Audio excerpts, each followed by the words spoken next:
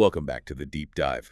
We take complex ideas, boil them down, and hopefully give you some profound insights you can really use. Yeah, great to be back. And today we're carrying on with, well, the incredible world of Attar Nishapur, the 12th century Persian poet and mystic. Right. We're still drawing on those fascinating conversations between Dr. Ibrahim Dinani and Dr. Esmail Manzouri Larijani from their Murfat recording. Exactly. Marifat meaning that sort of deep spiritual knowledge or gnosis. And this is episode 29, believe it or not, of 40 in our Wisdom Unveiled series focusing on this material. Okay, so today's mission. We really want to unpack Attar's, well, quite radical ideas about reality, gnosis, and how they totally flip our usual understanding of things like paradise and even death. Yeah, big topics. And just before we dive in, a quick reminder for everyone, this is based on translations of those philosophical discussions. Some nuances, some details, they might not come across perfectly. So apologies in advance if anything feels a bit off. Understood. Okay, let's get started then. Attar kicks things off by challenging, well, the very idea of paradise. You mentioned this striking story. It's framed as a supplication by Imam Ali, but it features this character Attar calls a Saleki Fekrat, a seeker of thought, basically. A seeker of thought. Yeah, and the seeker engages in this incredibly bold dialogue, actually questioning paradise itself directly. Wow, okay. That is audacious. It really is. And it symbolizes, that fundamental human drive to question everything, even the most sacred things. So questioning isn't seen as, like, disrespectful. Not in this view, no. The philosophers we're drawing from actually call it the piety of intellect. They stress how vital questioning is for any real understanding. Without the right questions, the answers you get might be, well, pretty shallow. That makes sense. So our intellect isn't just meant to, like, soak things up passively. Exactly. The human soul, it has this passive side, sure, feeling hot or cold, whatever, but it also has this incredibly creative, active side. Active. It goes beyond just experiencing. It allows us to combine different things we observe to create something totally new in our minds, like, imagining a mermaid, fish body, human head. That's not something you just see. Right. You synthesize it. Precisely. And that creative questioning ability, that's uniquely human. It's what makes us responsible beings, actually. It sets us apart.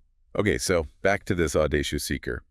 He asks paradise to describe itself. Yes. And Attar gives this amazing description. Paradise is a garden within garden, eternally fresh. Rivers of wine, milk, pure honey, no stale food, none of that. That was pretty good. And then there's this profound promise. Whatever you desire is there, and whatever is there, you desire. Whoa. Okay, that's a key difference from our world, isn't it? Yeah. We're always wanting what we don't have or not wanting what we do have. Exactly. Total alignment between desire and reality. But then comes the real twist. Paradise gives the surprising answer to the seeker. What does it say? Paradise says, I am paradise because I saw another paradise. Huh. Another paradise. Yeah. It's not just about the physical stuff, the gardens and rivers. The true essence, the thing that made paradise what it is seeing the beauty of truth, the Jamali hack, the splendor and glory of the divine itself. So seeing God's beauty is what creates the state of paradise. That's the idea. That ultimate vision transformed it. It's like Rumi asked, right? Is sugar better or the one who makes sugar? Ah, yeah. Is the moon's beauty better or the one who made the moon? Look beyond the creation to the creator. Exactly. See the artist in the artwork. Find the source. So this seeking, this looking for the deeper reality, does it connect to other stories, like Adam? It does, very strongly. It connects to the story of Adam's quote-unquote fall from the Garden of Beginning, the Jannati Bada. The Garden of Eden story. Yes, but with a twist. Many interpretations in this mystical tradition see the forbidden tree of knowledge, not just as knowledge, but specifically as the tree of Marifat, the tree of gnosis. So Adam eating the fruit wasn't just disobedience. It was reaching for a higher kind of knowing. That's one way to look at it, yes. A challenging step, maybe even a necessary one, on the path to deeper insight. It's seen as an Azmuni ʿaql, a test of intellect. A test. But it led to pain, right? Separation. Absolutely. The scorpion sting of separation and longing. But the idea here is that it was still a movement implicitly guided towards ultimate perfection. Sometimes, true growth requires stepping out of comfort into struggle.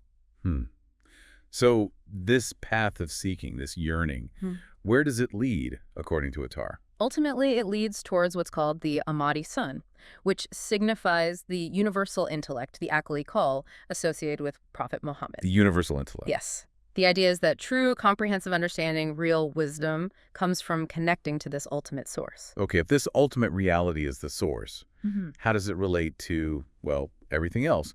How is it present? You mentioned a saying from Imam Ali. Yes, a very profound one. I saw nothing except that I saw God before it, after it, and with it. Before it, after it, and with it. Okay, break that down. Well, before and after aren't really about time here. They point to God as the origin, the source, and also the ultimate reality, the destination, if you will. Okay. But the really crucial part is with it, Mahu. This doesn't mean God is physically inside things or like merged with them. That would imply two separate things joining. Right, duality. Exactly. Instead, it signifies this all-encompassing divine presence, a constant, sustaining, sovereign presence. The sources call it a hatakayumi. Hatakayumi, how can we picture that? There's a great analogy offered. Imagine a circle whose center is everywhere and its circumference is nowhere. Wow. Okay, everywhere and nowhere, that captures that omnipresence. It does. It's about a mode of perception, really. For someone who reaches that state, the veil has been removed. They experience gnosis, and nothing truly hides the divine presence anymore. Understanding God's withness deepens that sense of unity. Okay, so Attar reshapes paradise origins presence. Mm-hmm. It feels like the next logical step is death, right? Yeah. Our biggest fear. How does gnosis change that? You're right, it absolutely transforms it. If we look at Attar's Musibatma, his Book of Affliction, we find this really radical take on death. How so? There's this striking anecdote of a lover, someone close to death, but instead of being afraid, they're joyful, actually laughing. Laughing at death. That's Yeah. unexpected. Definitely challenges our usual view. Attar uses symbolism here. Night is the material world, the body, limitations. True dawn is the spiritual realm, ultimate reality. So death isn't an end. For this lover, no. It's like waking up, a transition into light. Why? Because the sun of Gnosis Marifa, that deep, intuitive, spiritual knowing, is already shining inside them. Because they already possess that light within. Precisely. So the outer darkness fading away isn't scary. It's just revealing the inner light more fully. But most people are terrified of death. Our sources mention why, right? Yes, generally two main reasons. First, we identify so strongly with our physical bodies that we fear annihilation when the body dies. The fear of just ceasing to exist. Mm-hmm. And second, just the sheer uncertainty, the unknown. What happens next? Right, but Attar suggests if you cultivate this certainty, this inner sense of gnosis, death stops being a terrifying unknown. It becomes almost familiar, a welcome transition even. It reminds me of Socrates saying philosophy is practice for dying. Exactly. Not in a morbid way, but as practice in detaching from purely sensory things and focusing on higher meaning, on the intellect, on the spirit. And Attar gives specific reasons, doesn't he? Yeah. 5 reasons why death can actually be joyful for someone with gnosis. He does. Let's run through them. First, revelation. Death is just a curtain that withdraws. It reveals the inner knowing that was always there. So it's a reveal, not an ending. Okay. Second, union. For the mystic lover, it's the ultimate union with the divine beloved. The separation, the longing, it finally ends. Fulfillment makes sense. Third, divine glory, or izat. When God's absolute majesty and power become fully manifest, everything else just fades. Even paradise itself pales in comparison. You're overwhelmed by that light. Okay. Total focus on the divine. Fourth, liberation. Death removes the veil, yes, but it also frees the soul from the body, which Attar often sees as a kind of constraint, even a prison. True freedom for the spirit. Liberation from the physical. And the 5th. The 5th is ecstatic joy, just pure, uncontrollable laughter. This overwhelming happiness at the moment of union is seen as the very condition needed to finally witness the divine essence, the ultimate beauty. It wipes out all fear, all sorrow. Ecstatic joy. Wow. So this joy comes from inner certainty, from control. Deep inner certainty and a kind of spiritual mastery, yes. Which leads us straight to Attar's really crucial idea of voluntary death, margi ektiari. Voluntary death. That sounds drastic. It's not literal suicide, is it? No, absolutely not. It's a spiritual state achieved while you're still alive. Ah, okay. So what does it mean then? It means operating primarily from your spirit, from your gnosis. The demands and instincts of the physical body, the lower self, they don't rule you anymore. It's like ultimate self-mastery, transcending the purely physical drives. Exactly that. It's achieved by those who've mastered their inner world, their desires. They use their uniquely human spiritual capacity their Malakuti aspect, you could say, to choose reason and spirit over just base instinct. So true ethics comes from inside, not just following rules out of fear. That's the core of it. Inner conviction, not external compulsion.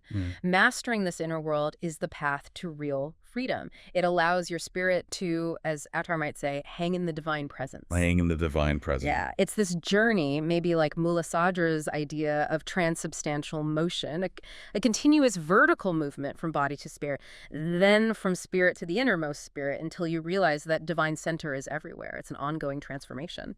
What a completely different way of looking at things Attar comes us. We've gone from paradise as just a place to seeing it as, well, a state born from seeing divine beauty, and from death as its ultimate fear, to potentially a moment of, well, ecstatic joy and union. It all hinges on cultivating that inner knowledge, that gnosis, doesn't it? Transforming how we perceive everything. It really does. Which invites the question for all of us, I suppose. What veils are we still holding on to? What might be blocking us from experiencing that deeper knowing within ourselves? That's the challenge Attar leaves us with, isn't it? And maybe how can we cultivate that kind of inner certainty? The kind that could change how we face any big transition in life, not just death, but job loss, relocation, anything. Maybe seeing it with more acceptance, maybe even celebration. Definitely something to ponder. Well, thank you for joining us again for this deep dive in Wisdom Unveiled. We hope you'll keep exploring these ideas with us. Until next time, keep seeking, keep questioning, and keep unveiling that wisdom in your own way.